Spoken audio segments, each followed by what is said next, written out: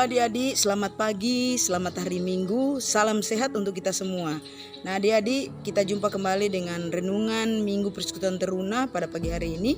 Tapi sebelum kita membaca Alkitab, mari kita satu dalam doa, kita berdoa.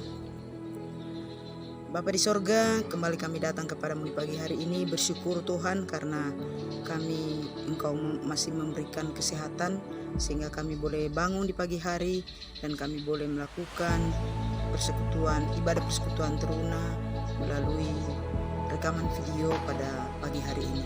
Karena itu Tuhan, kami akan membaca firman-Mu, kiranya Roh Kudus-Mu bersama-sama dengan kami di pagi hari ini supaya kami boleh mengerti apa yang dimaksud oleh firman-Mu pada pagi hari ini. Berkati anak-anak persekutuan teruna dan berkati juga hamba-Mu yang akan menyampaikan firman-Mu. Di dalam nama Tuhan Yesus kami berdoa. Amin. Baik, adik-adik, kita akan buka di dalam pembacaan Alkitab, yaitu Perjanjian Baru, Efesus 3 ayat 1 sampai ayatnya yang ke-13.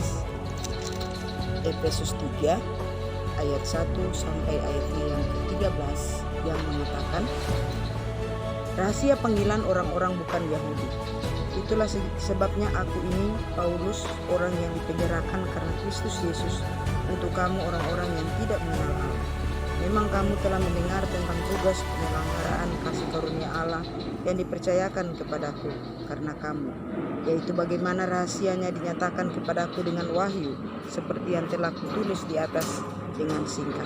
Apabila kamu membacanya, kamu dapat mengetahui daripadanya pengertianku akan rahasia Kristus yang pada zaman angkatan-angkatan dahulu tidak diberitakan kepada anak-anak manusia, tetapi yang sekarang dinyatakan di dalam Roh kepada rasul-rasul dan nabi-nabi yang kudus, yaitu bahwa orang-orang yang bukan Yahudi karena berita Injil turut menjadi ahli waris dan anggota-anggota tubuh dan peserta dalam janji yang diberikan Kristus Yesus. Dari Injil itu aku telah menjadi pelayannya menurut pemberitaan kasih karunia Allah yang dianugerahkan kepadaku sesuai dengan pengerjaan kuasa-Nya. Kepadaku yang paling hina di antara segala orang kudus telah dianugerahkan kasih karunia ini untuk memberitakan kepada orang-orang bukan Yahudi kekayaan Kristus yang tidak terduga itu, dan untuk menyatakan apa isinya tugas penyelenggaraan rahasia yang telah berabad-abad tersembunyi dalam Allah yang menciptakan segala sesuatu, supaya sekarang oleh jemaat diberitahukan berbagai ragam hikmat Allah kepada pemerintah-pemerintah dan penguasa-penguasa di sorga, sesuai dengan maksud abadi yang telah dilaksanakannya dalam Kristus Yesus Tuhan kita. Di dalam Dia kita beroleh keberanian dan jalan masuk pada Allah dengan penuh kepercayaan oleh iman kita kepadanya. Sebab itu aku minta kepadamu supaya kamu jangan tawar hati melihat kesesakanku karena kesesakanku itu adalah kemuliaan. Demikianlah pembacaan firman pada pagi hari ini. Haleluya. Nah adik-adik yang saya kasih dalam Tuhan kita Yesus Kristus, untuk bacaan kita pada minggu ini yaitu di dalam Efesus 3 ayat 1 sampai ayatnya yang ke-13 diberi judul bersyukur karena dipanggil menjadi saksi karya kasih Kristus yang menyelamatkan. Nah, adik-adik yang saya kasih di dalam Tuhan kita Yesus Kristus, Kristus yang kita percaya adalah satu-satunya jalan kepada keselamatan yang dianugerahkan Allah kepada dunia dan manusia berdosa. Setiap orang yang menerima anugerah itu meresponnya akan menjadi ciptaan baru yang dikuduskan dan hidup sebagai anak-anak terang yang menuntun orang lain kepada perjumpaan dengan Kristus dan diselamatkan oleh anugerah Allah itu.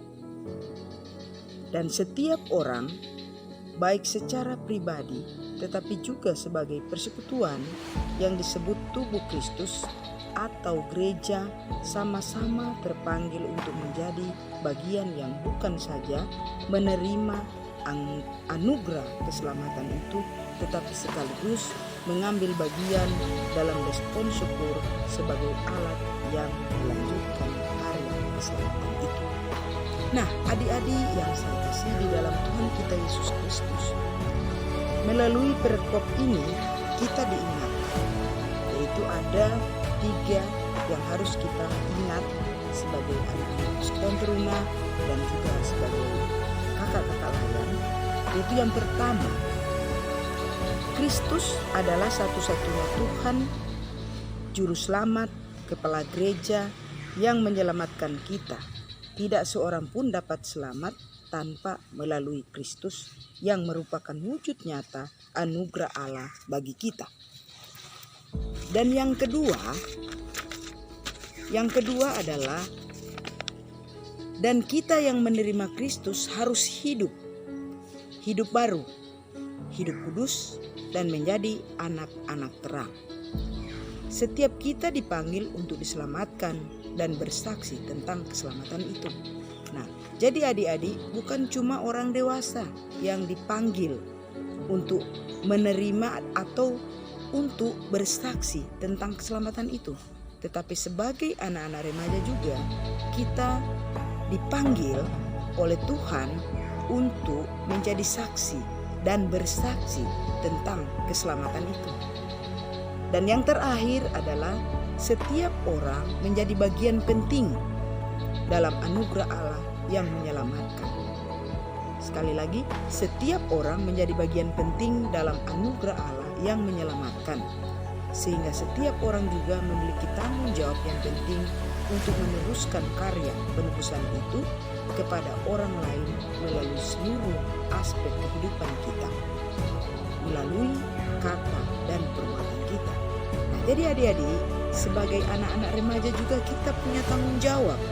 Kita punya tanggung jawab yang penting untuk meneruskan karya penebusan itu yang sudah dilakukan oleh Yesus Kristus di kayu salib kepada orang lain.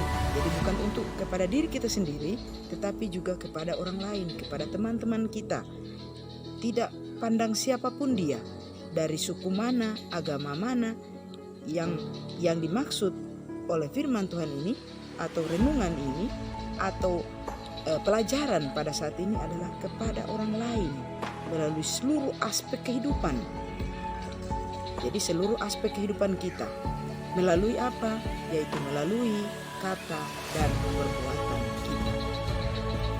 Saya percaya adik-adik, walaupun di tengah-tengah pandemi COVID-19 ini kita sangat mengurangi kebersamaan dengan teman-teman, kita masih banyaknya belajar di rumah, tetapi saya percaya sebagai anak-anak remaja yang sudah menerima anugerah keselamatan dari Tuhan kita Yesus Kristus, kita tetap pegang teguh itu dan kita boleh sampaikan kepada siapapun juga, yaitu teman-teman kita, keluarga kita, dimanapun mereka berada. Kiranya firman Tuhan pada pagi hari ini boleh kita lakukan atau boleh kita praktekkan dalam kehidupan kita di masa remaja kita.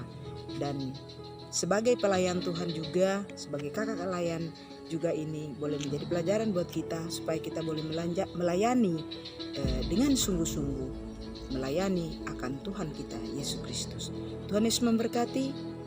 Amin. Mari kita satu dalam doa. Terima kasih Tuhan untuk firman-Mu pada pagi hari ini.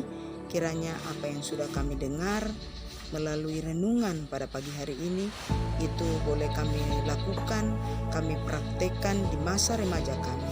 Kami berdoa untuk anak-anak yang berada di rumah saat ini yang mengikuti ibadah atau mendengarkan renungan Minggu Persekutuan Teruna ini. Tuhan, kiranya Engkau memberkati mereka dalam setiap pendidikan mereka sebagai anak remaja yang masih menekuni akan pendidikan mereka. Kiranya Tuhan menyertai mereka walaupun mereka masih dalam keadaan belajar di rumah. Tetapi kami percaya bahwa Tuhan selalu memberikan semangat kepada anak-anak kami untuk belajar di rumah. Terima kasih Tuhan. Kami menyerahkan kedua orang tua, anak-anak Persekutuan Teruna juga ke dalam tangan pengasihan Tuhan. Kiranya kami Tuhan berkati sebagai orang tua dan Tuhan selalu memberikan kesehatan dalam kehidupan ini. Terima kasih Tuhan. Inilah doa dan permohonan kami di pagi hari ini. Di dalam nama Tuhan Yesus kami sudah berdoa dan bersyukur. Amin.